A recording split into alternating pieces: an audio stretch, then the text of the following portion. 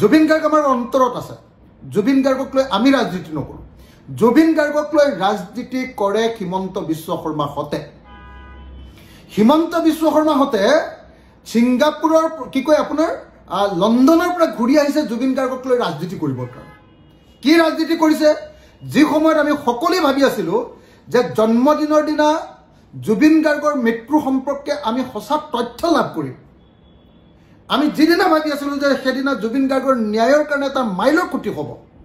সেইদিনা হিমন্ত বিশ্ব শৰ্মাই জুবিন গাৰ্গৰ মৃত্যুৰ প্ৰকৃত ৰহস্য উদ্ঘাটন নকৰি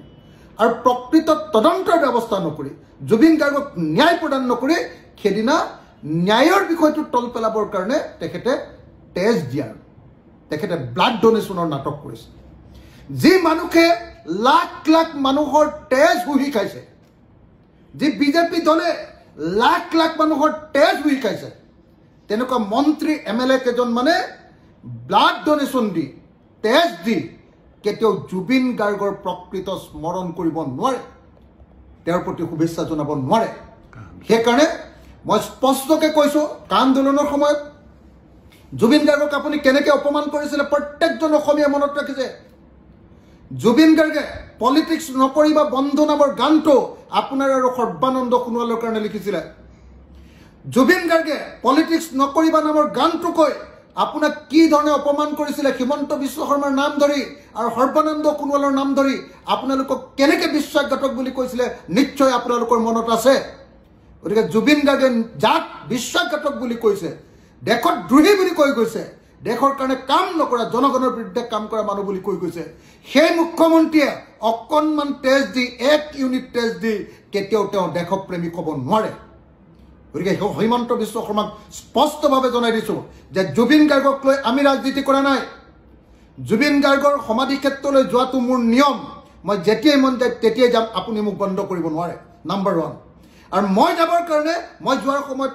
মিয়াসকলক লৈ আহোঁ বুলি আপুনি যি বক্তব্য দাঙি ধৰিছে এইটো আপোনাৰ তেজত সোমাই থকা 2 নম্বৰী সাম্প্ৰদায়িক ৰাজনীতি ইয়াত 2 নম্বৰী সাম্প্ৰদায়িক ৰাজনীতি আপুনি বাৰম্বাৰ দেখুৱাব কৈছে যে জুবিনক ভাল পোৱা মানুহবিলাক অকল মুছলমান মানুহ মিয়া মানুহ আৰু এনেকৈ আপুনি জুবিন গাৰ্গৰ প্ৰতি অন্যায় কৰিব খুজিছে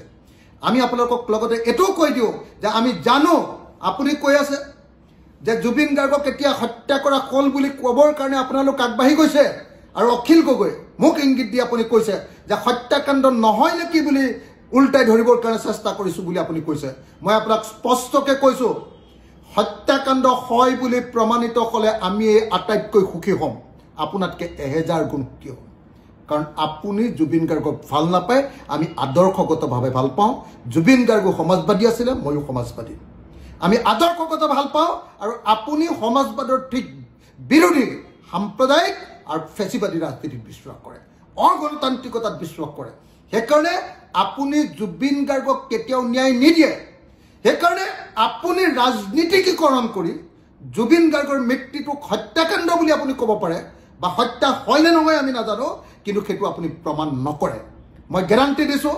মই আপোনাক স্পষ্টকৈ জনাই দিছোঁ সমগ্ৰ অসমবাসীক সাক্ষী কৰি মই জনাব কৈছোঁ বহুত হাত থৈ কৈছোঁ যে অসমৰ মুখ্যমন্ত্ৰীয়ে জুবিন গাৰ্গৰ মৃত্যুক বা হত্যাকাণ্ড বুলি ক'ব কিন্তু সেইটো হত্যাকাণ্ড বুলি প্ৰমাণিত কৰিবৰ কাৰণে কোনো তথ্য প্ৰমাণ যোগান নধৰে আপোনালোকে চাই থাকক জুবিন গাৰ্গৰ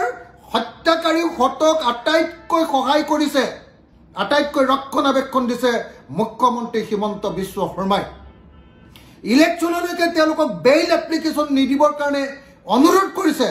নিৰ্দেশ দিছে আৰু ইলেকশ্যনৰ পাছত তেওঁলোকক উলিয়াই দিম বুলি অসমৰ মুখ্যমন্ত্ৰীয়ে তেওঁলোকক প্ৰতিশ্ৰুতি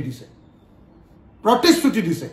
মই সেইকাৰণে স্পষ্টকৈ কৈ লৈছোঁ যে হিমন্ত বিশ্ব শৰ্মাৰ নিচিনা এনেকুৱা চূড়ান্ত টেঙৰ এনেকুৱা চূড়ান্ত চতুৰ মানুহে কেতিয়াও জুবিন গাৰ্গৰ নিচিনা এজন বিপ্লৱী এজন সংগ্ৰামী এজন জনগণৰ পক্ষত থকা গণশিল্পীক কেতিয়াও কোনো পধ্যে ন্যায় নিদিয়ে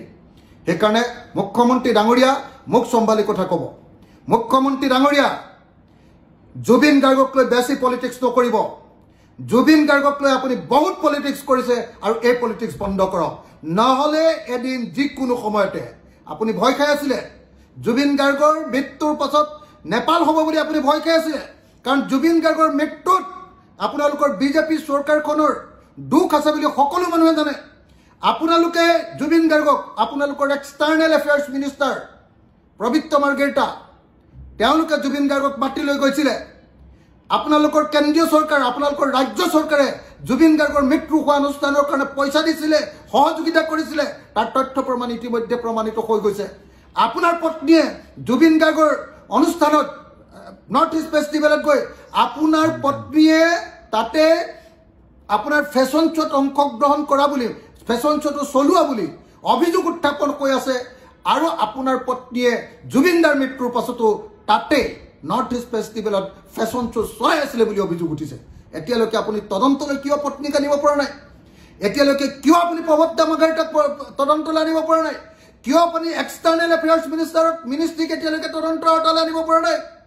কিয় আপুনি ছিংগাপুৰত মৃত্যুৰ সময়ত থকা মানুহবিলাকক এতিয়ালৈকে গ্ৰেপ্তাৰ কৰিব পৰা নাই কিয় এতিয়ালৈকে অসম পুলিচক এতিয়ালৈকে বা অসমৰ তদন্তকাৰী সংস্থাত এতিয়ালৈকে ছিংগাপুৰলৈ পঠিয়াই তথ্য প্ৰমাণ এভিডেন্স ষ্টেটমেণ্ট সাক্ষ্য প্ৰমাণ ষ্টেটমেণ্ট আৰু আপুনি কিয় এতিয়ালৈকে তাৰ পৰা ডকুমেণ্ট আনিব পৰা নাই আপুনি কিয় আইন ভংগ কৰি এনে পুলিচৰ লাংফাং তদন্ত এটা কৰাই আছে আৰু বিদেশত কৰিবলগীয়া তদন্ত নকৰোৱাকৈ কেনেকৈ জুবিন গাৰ্গৰ হত্যাকাৰীহঁতক বচাব কৈছে সেই কথা অসমৰ প্ৰত্যেকজন মানুহে বুজি উঠিছে সচেতন মানুহবিলাকে বুজি উঠিছে গতিকে মুখ্যমন্ত্ৰী ডাঙৰীয়া আপোনাৰ পলিটিক্স বন্ধ কৰক আৰু যদি বন্ধ নকৰে এদিন আপোনাৰ নিচিনা মানুহৰ কাৰণে কেতিয়াবা হ'লে অসম নেপাল হ'ব পাৰে কিন্তু অসমৰ কোনো মানুহে অসমক নেপাল কৰিব খোজা নাই নেপাল আমাতকৈ বহুত পিছত থকা ৰাজ্য